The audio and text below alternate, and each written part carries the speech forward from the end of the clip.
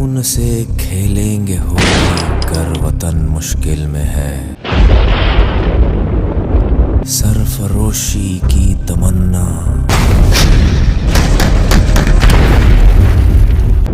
अब हमारे दिल में है। दोस्तों, आज हम आपको ऐसी इंडियन जवान के कहानी बताने वाले हैं जो सिक्किम में भारत चीन बॉर्डर पर अपनी मौत के 48 साल बाद भी देश की सेवा कर रहा है। फिलहाल अभी वो रिटायर्ड है। मैं बात कर रही हूँ बाबा हरभजन सिंह की।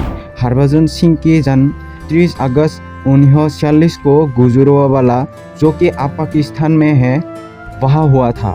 हरभजन सिंह की ज्वाइनिंग एक जवान के रूप में 1967 में पंजाब रेजिमेंट में आम सिपाही के रूप में हुआ था, लेकिन एक हादसे की वजह से उनका मौत हुई। ऐसा कहा जाता है कि यह हादसा तब हुआ जब वो घोड़ों के काफिले को तुकुला से दोंगसुईला ले जा रहे थे, तब वहाँ की नाले पर फिसल कर गिरी और पानी की तेज धार की वजह से उनका शरीर घटनास्थली से 2 किलोमीटर जाकर पहुंचा। उनका शरीर बहुत ढूंढने की कोशिश की गई। उन दिन बहुत बर्फ की बारिश भी हुई थी, लेकिन शरीर का कुछ पता नहीं चला। लेकिन हरभजन सिंह रात में एक जवान के सपनों में आके उनके शरीर के बारे में कहा, और जब जाके देखा और शरीर वहाँ पर मिला जहाँ सपनों में कहा था। उसके बाद कुछ समय बीता। हरभजन फिर से एक भारतीय जवान के सपनों में आया और कहा कि उनका शरीर गया, लेकिन उनका आत्मा अभी भी ऑन ड्यूटी ही रहेगी। शुरू में तो ये सपनों की बात को किसी ने ध्यान ही नहीं दिया, लेकिन बाद में भारतीय जवान के साथ कुछ ऐसा होने लगा जो अजीब था। भारतीय जवान को उनके साथ एहसास होता था कि हरभजन सिंह उनके साथ है।